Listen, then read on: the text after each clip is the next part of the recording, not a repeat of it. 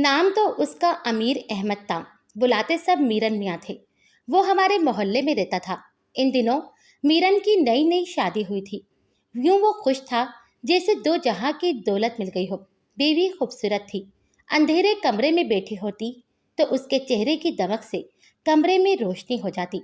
रंगत चांदनी सी उजली और इसमें रंग गुलाब की आमेजिश थी। वो सोच भी नहीं सकता था नसीब में हुस्न की ऐसी दौलत लिखी गई है। और अब इस दौलत का बिला शिरकत गैर मालिक था कि सोबिया उसकी मनकूहा थी। होता ये कि चमकती दमकती सूरत की एक झलक देखकर ही बहुत दिल से बेचैन हो जाते हैं बहुत से दिल बेचैन हो जाते हैं। बीवी अगर खूबसूरत और वफादार भी हो तो दूसरों की नज़र में इस कदर काबिल सताइश होती है कि आखिर हुस्न मगरूर हो जाता है। सोबिया मगरूर तो ना हुई, लेकिन मोहल्ले भर की औरतों के मुंह से अपने हुस्न के कसीदे सुनकर शोहर के सामने इतराई सी फिरने लगी। ये उसका अल्हड़पन और मासूमियत थी कि हर किसी के अपने बारे में तारीफी कालमात सुनकर शोहर के गोश गुजार कर दिया करती। तब उसका शोहर कुछ भौंचका रहने लगा। उसको अपनी इस बिलाशिरकत गहरे दौलत के लुट जाने का धड़का सा लग गया। सोचता, ये कहीं मेरी भूल तो नहीं कि मैं इसको अपनी मिल्कियत समझ बैठा हूँ। मुमकिन है ऐसा ना हो। इस धड़के ने इसको वहमी बना दिया। लेकिन कहाँ तक घर में बैठता और इस दौलत की हिफाजत करता। सुबह नौकरी पर जाता तो रात गए घर लौट पाता था। एक रोज जबकि ये छुट्टी का दिन था, दोपहर का खाना खाकर बिस्तर पर दराज हो गया। बीवी कपड़े धोने के बाद उन्हें छत पर डालने गई थी। काफी देर उसके तसव्वुर में आंखें बंद किए पड़ा रहा। वो ना लौटी तो बेचैनी से करवटें लेते लेते उठ बैठा। आखिर छत पर जा पहुंचा। मीरन ने देखा कि बीवी रस्सी पर आखिरी कपड़ा डाल रही है और सामने के घर से एक नौजवान अपने कमरे की खिड़की से एक टुक उसे देखे जाता है। वो सोबिया को देखने में इस कदर महू था कि उसे मीरन की आमद का एहसास भी नहीं हुआ। सोबिया के बाल खुले हुए थे। वो थोड़ी देर पहले ही नहाई थी और बहुत हसीन लग रही थी। बीवी पर एक नज़र डालते ही इस पर बेइख्तियार प्यार आ गया, मगर अगले ही लम्हे वो गुस्से से भिपक उठा, क्योंकि इस नौजवान हमसाए ने उसको देखने के बाद फौरन ही झट से खिड़की बंद कर दी थी। बीवी ने मीरन को पलट कर देखा तो बुखल सी हो गई। हालांकि इस सारे सीन में उसका किरदार एक गाफिल का था, फिर भी उसको लगा जैसे वो मुजरिम हो। बस इतनी सी बात थी जिसने मीरन मियाँ का सुकून दरम भरम करके रख दिया। वो तिलमिलाया हुआ नीचे आया। बीवी से पूछा, क्या बात थी? तुम इतनी देर से छत पर थी और नीचे नहीं आ रही थी? आपने देखा नहीं, मैं अलगनी पर कपड़े डाल रही थी। वो मासूमियत से बोली, इतनी देर तक तुम रस्सी पर कपड़े डालती रही, मुझे बेवकूफ़ बना रही हो। इतनी देर में आदमी दुनिया का चक्कर लगा कर वापस आ जाता है।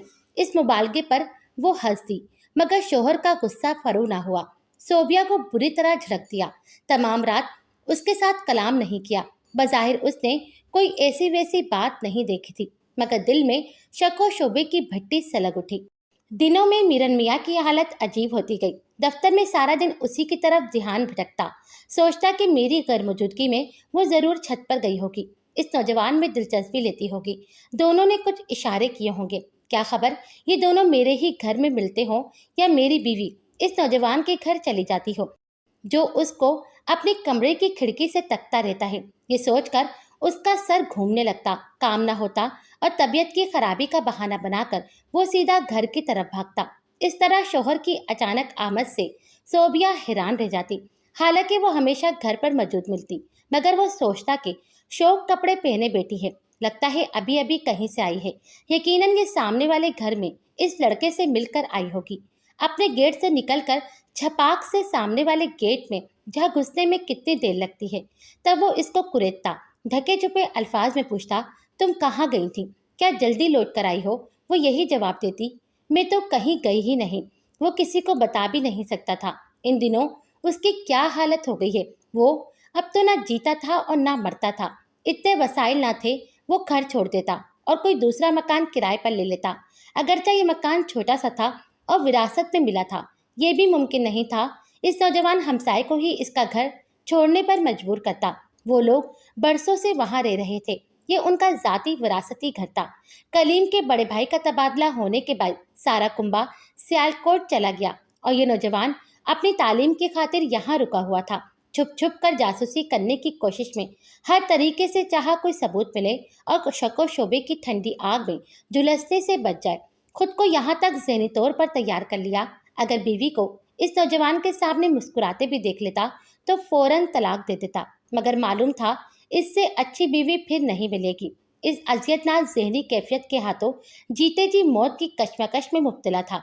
हर सूरत निजात पाना चाहता था। कभी कभी अपने दफ्तर में बैठा होता, यूं सोचता जैसे उसकी बीवी ने कलीम को घर बुलाया होगा और अब वो उसके साथ प्यार की बातें कर रही होगी, उसके गले में बाहें हमाइल कर रही होगी। तभी दफ्तर से उठकर घर को चल निकलता, रास्ते भर दुआएं करता जाता, या अल्लाह, आज तो मेरी मुशक्कत को ठिकाने लगा, मेरी बीवी को आज रंगे हाथों पकड़वा दे। एन मौके पर इस नौजवान के साथ देखूं तो शक व शबे की दोजख ठंडी हो, फिर उनको ऐसा मजाक चखाऊंगा कि उम्र भर याद रखेंगे। इनको मौत के घाट ही उतार दूंगा तो भी अफसोस नहीं होगा।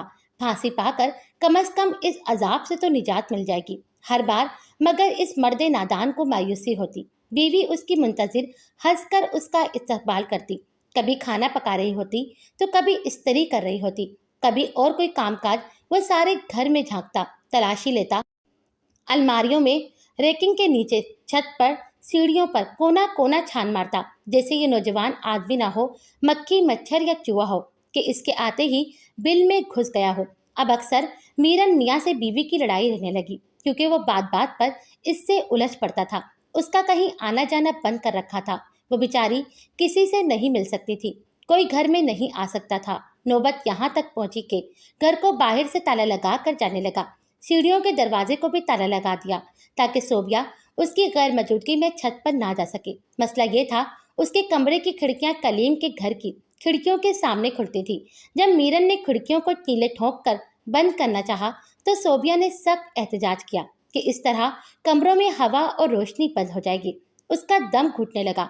उसने मशवरा दिया, खिड़कियां ठोक कर बंद करने के बजाय उसे चाहिए वो किसी माहिर नफ्सियात डॉक्टर से अपना इलाज करवाए, क्योंकि उसको वहम की बीमारी हो गई है। इस बात पर वो गुस्से से पागल हो गया। बीवी पर इल्ज़ाम लगाया वो इस नौजवान से इन्हीं खिड़कियों के जरिए बातचीत करती होगी, लिहाजा इनको बंद करने पर वावेला कर रही है। सोबिया मियाजी की इन हरकतों से तंग आ चुकी थी। उसने जवाब दिया, बेशक यूं ही सही। इस एक जुमले का सुनना था कि मियाजी के तो सारे शकूक यकीन में बदल गए और उसने सोबिया से कहा, ठीक है, अगर तुम ये इकरार करती हो तो मैं तुमको तलाक देता हूँ। तुम जाकर इस सामने वाले हमसाए नौजवान कलीम से शादी कर लो। सोबिया कोई तवक्का ना थी वो इस हद तक गिर जाएगा। वो रोने लगी, आखिरकार मेरा कसूर क्या है? क्या कभी तुमने मुझको अपनी आंखों से कोई गलत हरकत करते देखा है? कोई तो सबूत हो, किसी मोहल्लेदार ने कुछ कहा हो, कोई तहरीर मिली हो। जब कोई सबूत ही नहीं तो महज शक की बिना पर मुजरिम ठहराना कहाँ का इंसाफ है? वो अपनी जगह सच्ची थी। मीरन को उससे मोहब्बत भी बहुत थी, लेकिन अब इसके सिवा चारा न था कि मियाँ को अपनी जिंदगी से अलहदा करके अपने आप को इस अजाब से बचा ले जिसमें वो एक कोड़ के मर्ज की तरह मुब्तला हो गया था। कलीम से कुछ कहना तो मोहल्ले में खुद अपनी बदनामी को अपने आप आवाज देना था। उसके पास एक ही हल था, जोजा गरीब का उस पर जोर चल सकता था। उसने तलाक की ठान ली, हालांकि जानता था कि बेचारी सोबिया का इस दुनिया में इसके सिवा कोई नहीं है। सोबिया ने बताया कि वो उम्मीद से है। वो समझ रही थी इस खुशखबरी से वो उसको सताने से बाज रहेगा और तलाक का ख्याल भी दिल से निकाल देगा। चुनाचा ये नई इत्तला इसके पैरों की जंजीर बन गई। अब वो इस बच्चे की विलादत से पहले तलाक भी नहीं दे सकता था। इन्हीं दिनों कलीम इम्तहान पास करके सियालकोट चला गया और मीरन की बेचैनी में कमी आ गई। लेकिन बदनसीबी जब पीछे लग जाए तो ताक़ुब उस वक्त तक नहीं छोड़ती जब तक बर्बाद न कर दे। क्या वाकई मेरी बीवी बेऐब है? अब सोते जागते उठते बैठते यही गम दिल को खाने लगा कि आखिर ये औलाद किसकी होगी। मगर मुझे अब उम्र भर इसको अपना लखते जिगर समझकर परवान चढ़ाना पड़ेगा। कुछ जहनी मरीज मर्द ऐसे भी होते हैं जो बीवियों पर शक करते हैं तो अपनी औलाद ही उनकी सजा की जद में आ जाती है। ऐसे किस्से तो हमारे माशरे में आम है। ये कितनी बड़ी ज्यादती होगी। मीरन सोचता कि इससे बेहतर था मैं बे औलाद ही रहता। एक बार तो शक व शोबे के इजहार पर बीवी ने कुरान पाक भी उठा लिया, मगर मीरन का दिल साफ न हुआ। चंद दिन ठीक रहता, फिर ख्यालों के भूत प्रेत चिमट जाते। अल्लाह ताला ने बेटी से नवाजा। शफकत पदरी से दिल फटने लगा। बेइख्तियार होकर इसको कलेजे से लगा लिया। बहरहाल बच्ची के जन्म लेने से कशीदगी खत्म हो गई। दिल में जो कदुवतें भर गई थी कम हो गई। इसके गाँव गाँव मीरन का दिल खिंचने लगा। सोबिया भी बच्ची में ऐसी मशगूल हो गई कि पिछली सारी तलखियां भुलाकर बेटी की परवरिश में खो गई। उसने उसका नाम नाज बीबी रखा। अब भी मगर कभी कभी उसका दिल घबराता, बेटे बेटे हौल उठते। एक खलिश सी जी को परेशान करने लगी। पुराने शकूक सर उठाते और वह जबरदस्ती दिल में उन्हीं का गला घोट देता। सोचता अगर वाकई ये मेरी बेटी है तो इन शकूक की वजह से मेरी अपनी औलाद तकलीफ और परेशानी में मुब्तला रहेगी। बेहतर यह है इन सोचों की तरफ ध्यान ना दिया जाए। पालने से निकलकर नाजुक घुटनों चलने लगी। फिर पाँव पाँव यूँ उसकी हर मुराद मियाँ बीवी जी जान निछावर करते। घर में उसके लिए खिलौनों के ढेर लगा दिए। सोची जागती गुड़िया, नाचने वाला बंदर और ड्रम बजाने वाला भालू नाजो मीरन की आंखों का तारा और दिल का सहारा बन गई। अब तो लगता था वाकई पिछला वहम वो भुला चुका है। अकलौती बच्ची थी। इन्हीं दिनों मीरन की सोई हुई बदबख्ती एक बार फिर जाग उठी। सामने वाला घर जिसमें वो नौजवान हमसाया रहता था दोबारा आबाद हो गया। उसे मुलाजमत भी इसी शहर में मिल गई और वो वापस इसी मोहल्ले में इसी घर में लौट कर आ गया। गोया अब उसको कहीं जाना ही नहीं था। शौमे किस्मत वो मीरन के महकमे का अफसर आ लगा। इसकी मौजूदगी फिर से सुहाने रूह हो गई। इस पर सितम ये कि जब भी नाजो बेटी खेलने को गली में निकलती, कलीम बाहर होता तो वो अस खुद दौड़कर उसकी तरफ चली जाती। बच्चे किसको प्यारे नहीं लगते। वो अपनी तरफ हमकती मासूम बच्ची को गोद में उठा लेता, चॉकलेट कभी बिस्किट दे देता और मीरन से कहता, मियाँ जी आपकी बेटी बहुत प्यारी है। मीरन के चेहरे पर मस्नूई खुशी के आसार उभरते मगर दिल में धमाके से होने लगते। शायद सोचता ये अपने माजी के इस कारनामे को कलेजे से लगाए खुश हो रहा है और मुझको अहमक जानकर हंस रहा है। मेरी बेवकूफ़ी पर दिल में कहके लगा रहा होगा, देखो कैसा उल्लू बनाया। ये मेरी औलाद को पाल पोस रहा है और उसको कुछ खबर ही नहीं। मीरन का मर्ज वहम फिर से ऊत कर गया। वो इस सूरत हाल को बर्दाश्त नहीं कर पाया। एक रोज उसके नौकर ने बताया कि कलीम साहब आपकी बच्ची से बेहद प्यार करते हैं। ये गली में खेल रही होती है तो कहते हैं इसे मेरे पास उठा कर लाओ, इसकी तोतली जबान से प्यारी प्यारी बातें सुनो तो बोरियत खत्म हो जाती है। मीरन की बच्ची देर तक उसके साथ खेलती रहती। फिर वो उसको बिस्किट का डब्बा कभी कोई और शे देकर नौकर के हाथ मीरन के घर भिजवा देता। मीरन ये बिस्किट के डब्बे टॉफियां उठाकर कूड़े के डब्बे में फेंक देता और बच्ची के गालों पर चांटे मारता कि फिर वहां ना जाए। ये देखकर बीवी बिलक उठी। वो चीखने चिल्लाने लगती तो जनूनी इस पर बरस पड़ता। नाहक उसकी अच्छी भली जिंदगी फिर से अजीरन हो जाती। अपना अफसर होने के नाते वो कलीम को कुछ नहीं कह सकता था। समझ में नहीं आता था उसको गोली मार दे या खुद सारे कुंबे के साथ जहर खा ले। एक दिन बीवी बीमार हो गई तो अपनी खाला के हमरा डॉक्टर से दवा लेने चली गई। इस रोज मीरन ने ऑफिस से छुट्टी ली थी। बच्ची पलंग पर सो रही थी। जहन में अजीब सा ख्याल कूदा। अक्सर अखबारात में ऐसी खबरें पड़ी थी कि किसी नौजवान ने बेटी की पैदाइश पर नाराज होकर इस मासूम को फेंक दिया या गुजेर पहुंचाने की सही की। बेटी क्यों पैदा हो गई? मीरन को इसके साथ ही अजीब सा ख्याल आ गया। जिस शख्स ने बरसों से मेरे दिल और जहन की दुनिया में तबाही मचा रखी है, मैं इस पर ऐसा इल्जाम लगाकर अपने रकीब व रूसिया यानी कलीम से इंतकाम क्यों ना लूं? सच है इंतकाम की आग बुरी होती है। इसने घड़ी देखी। हमसाये के दफ्तर से लौटने का वक्त हो रहा था। वह अकेला रहता था। इसका बूढ़ा मुलाजिम सौदा सलफ लेने इस वक्त बाजार गया हुआ था। वो नजदीक ही गया था, लिहाजा ताला लगाने के बजाय गेट के बाहर से कुंडी लगाकर गया था। ये अच्छा मौका था। पास पड़ोस में सभी जानते थे कि कलीम मीरन की बच्ची से प्यार करता है और कभी कभी वो इसके घर में भी चली जाती है। मीरन की बीवी घर में नहीं थी। सोते हुई बच्ची को उठाकर मीरन तेजी से कलीम के घर गया और उसको बिस्तर पर लिटाकर ब्लेड से मजरूब कर दिया। बच्ची सदमे से बेहोश हो गई। ऐसा करते वक्त वहम का इस पर गलबा था और इसने इंतकाम में अंधा होकर ये भी ना सोचा ये तो मेरी अपनी ही बच्ची है। वो तो उसको हमसाये के गुनाह का बोझ तस्वुर करके जख्मी कर चुका था। वो फौरन घर वापस आ गया, ये गुमान करके मुझे तो किसी ने नहीं देखा होगा। चंद मिनट बाद ही दफ्तर से कलीम घर आ गया।